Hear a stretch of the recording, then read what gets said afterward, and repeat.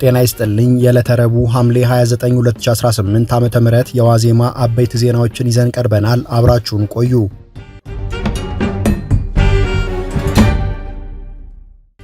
በምክክር ሂደቱ ላይ ያለ መከባበርና የሥነ ምግባር ጥሰቶች መታየታቸውን ዋና ኮሚሽነሩ ገለጹ። የሀገራዊ ምክክር ኮሚሽን ዋና ኮሚሽነር ፕሮፌሰር መስፍን አራያ በሰጡት መግለጫ ኮሚሽኑ በሥነ ምግባር ግድፈቶች ዙሪያ በተቀመጠው መመሪያ መሰረት እርምጃ እንደሚወስድ ገልጸዋል። በሂደቱ ላይ እየተሳተፉ የሚገኙ የመንግስት ባለስልጣናትም ሆኑ ሌሎች አካላት በመድረኩ ላይ ስልጣን ወይም ጉልበት ሊያሳዩ እንዳልመጡ ማወቅ ይኖርባቸዋል በማለት ያሳሰቡት ዋና ኮሚሽነሩ የመንግስት ባለስልጣናት እንደማንኛውም ተመካካሪ በስነ ስርዓት ሊመካከሩ ይገባል በማለት መድረኩን ለግል ወይንም ለቡድን የበላይነት ማሳያ ለማድረግ የሚሞክሩ አካላትን ወቅሰዋል። ከተለያዩ የፖለቲካ ፓርቲ አመራሮችና ታዛቢዎች የሚነሱ ቅሬታዎችን በሂደት እንዲሻሻሉ እየተደረገ መሆኑን የጠቀሱት ፕሮፌሰር መስፍን በሂደቱ ውስጥ የትኛውም አካል የራሱን ሐሳብ በሌሎች ላይ ለመጫን መሞከር እንደሌለበት አስገንዝበዋል። በሂደቱ ላይ ከሚሳተፉ 160 አመካካሪዎችና ከፍተኛ ባለሙያዎች መካከል አንዳንዶቹ ከተሰጣቸው ሚና ውጪ የራሳቸውን ፖለቲካዊ አቋም ለተመካካሪዎች ለማስጨበጥ መሞከራቸው ተከትሎ ቅሬታ መቅረቡን ዋና ኮሚሽነሩ አላስተባበሉም። አመካካሪዎችና ባለሙያዎች ለተመካካሪዎች አቅጣጫ ማሳየት እንጂ የራሳቸውን አቋም እንዲይዙ ማድረግ ፈጽሞ የተከለከለ መሆኑን በመጥቀስ የእርምት እርምጃ እንደሚወሰድ ተናግረዋል። በምክክር ሂደቱ ውስጥ 80 የሚደርሱ የምሁራን ፓናል አባላት ሙያዊ ማብራሪያ እንደሚሰጡ ኮሚሽኑ ማሳወቁን የሚታወስ ሲሆን የተጣለባቸውን ኃላፊነት በአግባቡ ያልተወጡ መኖራቸውን ሐምሌ 25 ቀን 2018 ዓ.ም ከአወያዮች ጋር በተካሄደው ውይይት መግለጹን ምንጮችን ዋቢ አድርገን መዘገባችን ይታወሳል።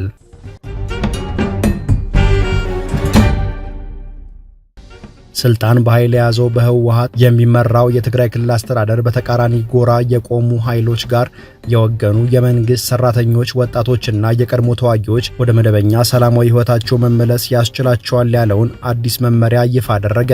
በደብረጽዮን ገብረ ሚካኤል ጽህፈት ቤት የማህበራዊ ትስስር ገጽ በኩል ይፋ የተደረገው ይኸው መመሪያ ከሐምሌ 2017 ዓ.ም ጀምሮ በፖለቲካ አመለካከት ልዩነትና ሌሎች ተያያዥ ምክንያቶች ከክልሉ አስተዳደር በተቃራኒ ከቆሙ ኃይሎች ጋር የወገኑ የመንግስት ሰራተኞችን፣ አመራሮችን፣ አርሶ አደሮችን፣ ወጣቶችን፣ የትግራይ ኃይልና የፖሊስ አባላትን ያካተተ እንደሆነ ተመላክቷል። በመመሪያው መሰረት ወደ ሰላማዊ ህይወታቸው የሚመለሱ የመንግስት ሰራተኞችና አመራሮች የሲቪል ሰርቪስ ህግን በጠበቀ መልኩ ወደ ቀደመ የሥራ መደባቸው ወይም ተመጣጣኝ ቦታ ይመደባሉ ተብሏል።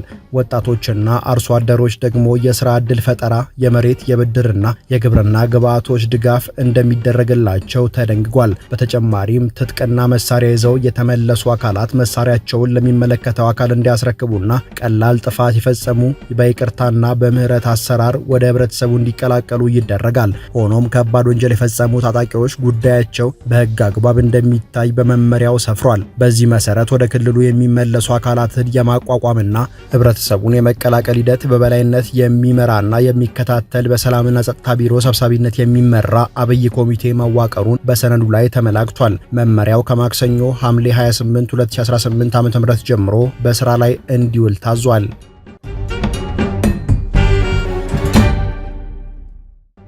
ፍርድ ቤቱ በፊንቴክ ኢንቨስትመንት የማጭበርበር ወንጀል ተጠርጥረው ጉዳያቸውን በውጭ እየተከታተሉ የሚገኙ አርቲስቶችና ቲክቶከሮች ያቀረቡትን የክስ መቃወሚያ ውድቅ በማድረግ ለቀጣዩ ዓመት ቀጠሮ ሰጠ። የፌዴራል ከፍተኛ ፍርድ ቤት ልደታ ምድብ ችሎት ተከሳሾች ያቀረቡትን የክስ መቃወሚያና አቃቤ ሕግ የሰጠውን መልስ መርምሮ ብይን ለመስጠት ለረቡዕ ሐምሌ 29 2018 ዓ.ም ቀጠሮ ሰጥቶ ነበር። ተከሳሾቹ የማስታወቂያ ስራ እንጂ በኮምፒውተር የታገዘ የማጭበርበር ወንጀል አለመፈጸማቸውን ለችሎቱ ቢያስረዱም ፍርድ ቤቱ የክስ መቃወሚያውን ውድቅ ማድረጉን ዋዜማ ከተከሳሽ ጠበቆች ሰምታለች። በተጨማሪም ተከሳሾቹ ከቀናት በፊት እግረኛው የተባለ የዩቲዩብ ፕሮግራም ላይ ቀርበው ስለቀረበባቸው ክስ ማብራሪያ መስጠታቸውን በመጥቀስ አቤቱታ ያቀረበው አቃቤ ሕግ በሂደት ላይ ባለ የፍርድ ጉዳይ በሚዲያ ቀርቦ ማብራሪያ መስጠት የፍትህ አሰጣጡን እንደሚያጓድል አስረድቷል። ፍርድ ቤቱ ለ2 ወራት ከመዘጋቱ በፊት ይህንን ተገንዝቦ አቤቱታውን እንዲያይለት ጠይቋል።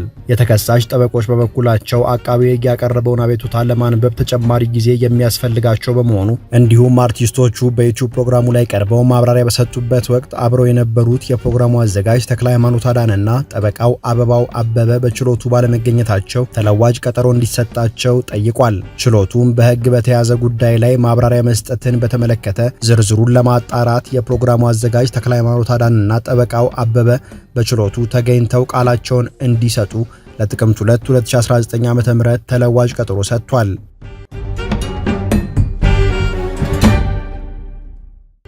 የአሜሪካው ልዩ መልእክተኛ ዋሽንግተን ከኤርትራ ጋር ምስጢራዊ ስምምነት እያደረገች ነው መባሉን ውድቅ አደረጉ። የአሜሪካው ፕሬዝዳንት ዶናልድ ትራምፕ የአረብና አፍሪካ ጉዳዮች ከፍተኛ አማካሪ ማሳድ ቡሎስ ዋሽንግተን ከኤርትራ መንግስት ጋር ሌላ ቀጠናዊ አጋርን ለማግለል ምስጢራዊ ስምምነት እያደረገች ነው መባሉን አስተባብለዋል። አማካሪው መሰል ስምምነት ፈጽሞ እንደሌለና በአሁኑ ወቅትም እየታሰበበት እንዳልሆነ ገልጸዋል።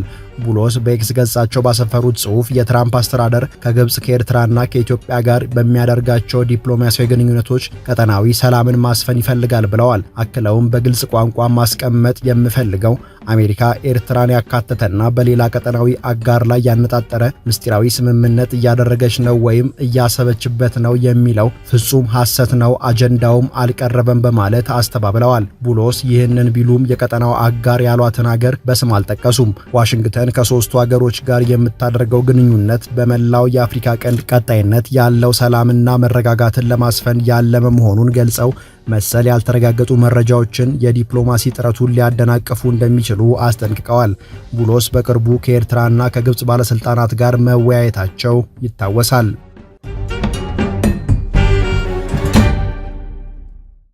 ለዕለቱ የያዝናቸው የዋዜማ ዜናዎች እነዚህ ነበሩ። ጤና ይስጥልኝ።